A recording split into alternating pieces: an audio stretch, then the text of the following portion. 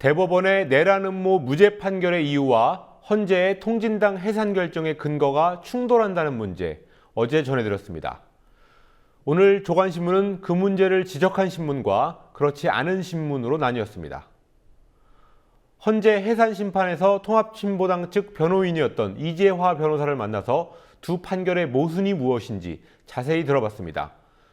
통진당 변호인이 하는 소리 아니냐 하실 수도 있는데요. 이 보도를 끝까지 보시고 판단하셨으면 합니다. 김현주 PD가 보도합니다. 재반 증거에 비추어서 지하혁명 조직 RO의 실체가 없고 내란 음모가 있었다고 인정하기 어렵다.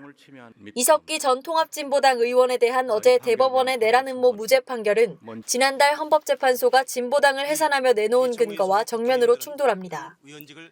우선 지적되는 문제는 사실관계에 대한 판단을 내리는 법원에 앞서 헌법재판소가 먼저 판단을 내린 점입니다.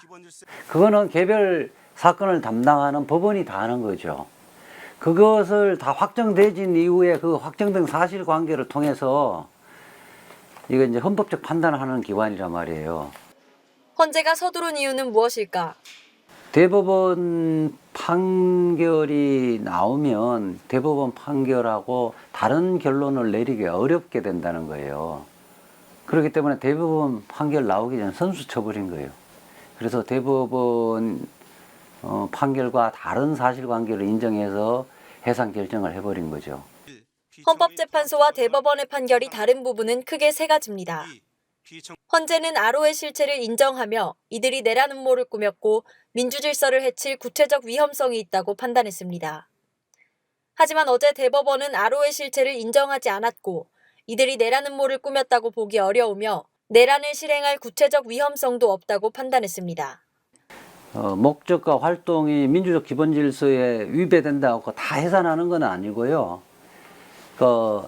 해산하지 않으면 민주 질서를 해칠 구체적인 위험성이 있어야 되거든요. 구체적 위험성이 있다고 판단했는데 고등법원 판결과 대법원 판결은 구체적인 위험성이 없다고 판단한 거죠. 대법원의 판단은 지난해 8월 고등법원의 판단을 그대로 확인한 겁니다. 그러나 헌법재판소는 고등법원이 파악한 사실관계를 무시했습니다. 대법원 판결이 나기 전에 선고를 가서 할 필요가 있었다고 하더라도 그러면 그 고등법원 판결을 갖고 기초로 해서 판단을 해야 되는 거잖아요.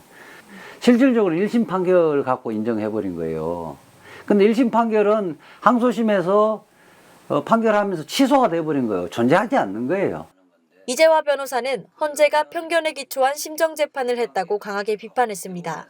고등법원 판결도 무시했을 뿐만 아니라 증거도 안 보고 통합진보당 애들은 그냥 위험한 사람이야 이런 심정 갖고 그냥 판결해버린 거예요. 그래서 이것은 그냥 판결이라 할 수 없고 그냥 소설이에요.